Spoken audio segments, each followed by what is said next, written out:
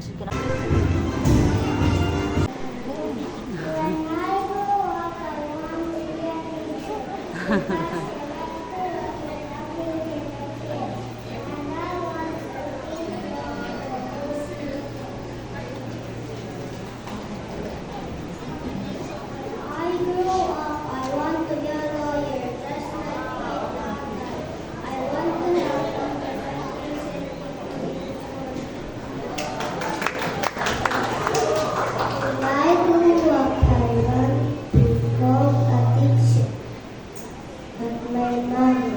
Because I want to teach students how to write and read.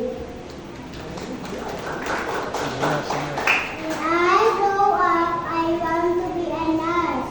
Nurses are brave and they can save lives. I love helping sick people fare better. I grow up, I want to become an engineer because I like to help construct strong buildings for the community. I grow up, I want to be a policeman because I want to feel like I'm here and helping people from danger.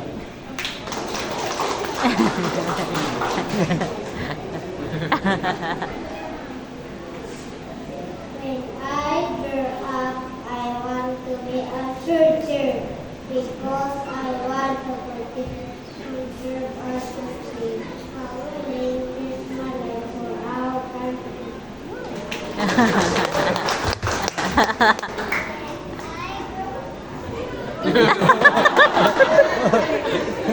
When I grow up, I want to apply a paper.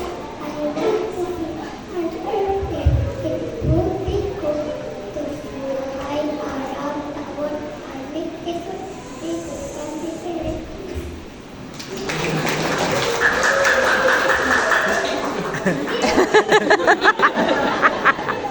Nakikinig.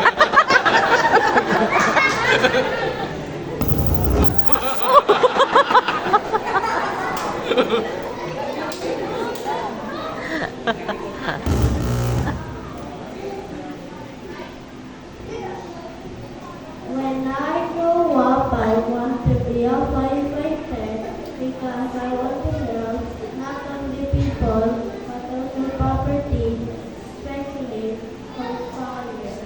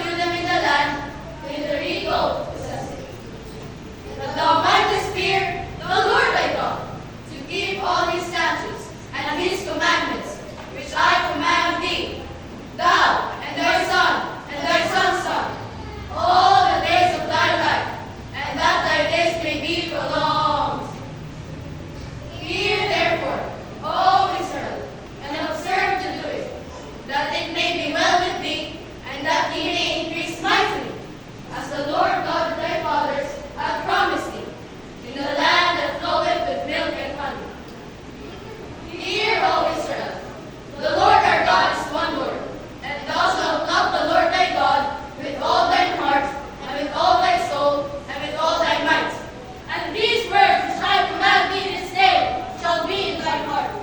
And thou shalt teach them diligently unto thy children, and shalt talk of them when thou sittest in thine house, and when thou walkest by the way, and when thou liest down, and when thou risest up.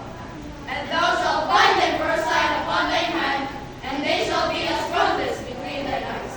And thou shalt write them upon the posts of thy house and on thy gates. And it shall be, when the Lord thy God shall have brought thee into the land which he sware unto thy fathers, to Abraham, to Isaac, and to Jacob, to give thee great and goodly cities, which thou buildest not, and houses full of all good things, which thou fillest not, and wells deep, which thou diggest not, vineyards and olive trees, which thou plantest not.